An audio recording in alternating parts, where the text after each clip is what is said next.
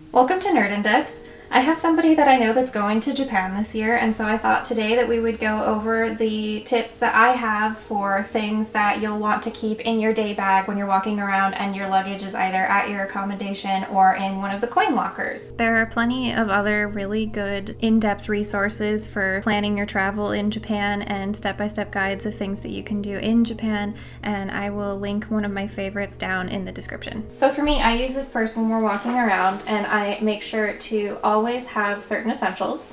One of those essentials is going to be your passport, because your passport is the most valid form of identification that you can provide if you get in trouble or if something happens, if you end up at the hospital, if you end up having to talk to the police in Japan, anything like that. You're going to want to make sure that you have this with you.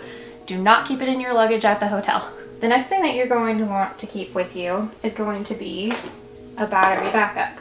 You're going to be taking so many pictures while you're there on your phone, and you're going to be using your phone a lot for directions, such as getting on trains or buses, that you're going to want to make sure that you do not end up with a dead device in the middle of the day and have to cut your plans short. Another thing that you're going to want to have in your bag is a washcloth size towel. And the reason for this is because the majority of public bathrooms in Japan do not have paper towels or hand dryers. The next thing that you'll want with you is an oversized wallet, not only because you will end up with a lot of bills, but also because you'll end up with a lot of coins, and it will be very helpful for you to have an area to put the coins that they won't fall out when you open like a foldable wallet.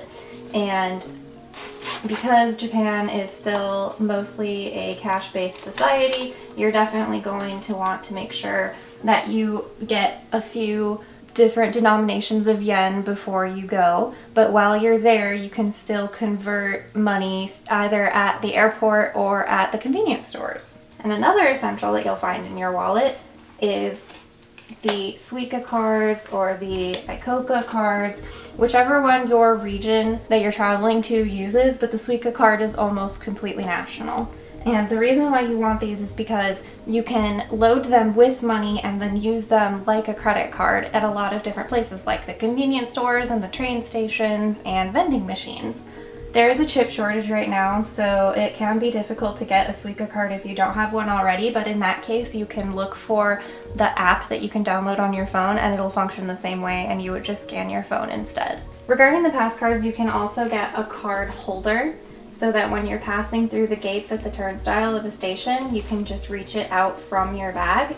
But the card readers are also strong enough that you don't even have to take it out of your wallet to scan it. You can just slap your wallet on the turnstile as well. Just depends on your comfort level. The last thing that I have that I always keep with me is chapstick. I like to make sure to keep a lip balm or a chapstick with me because you'll be walking around a lot, and it's also helpful if you can find one with SPF.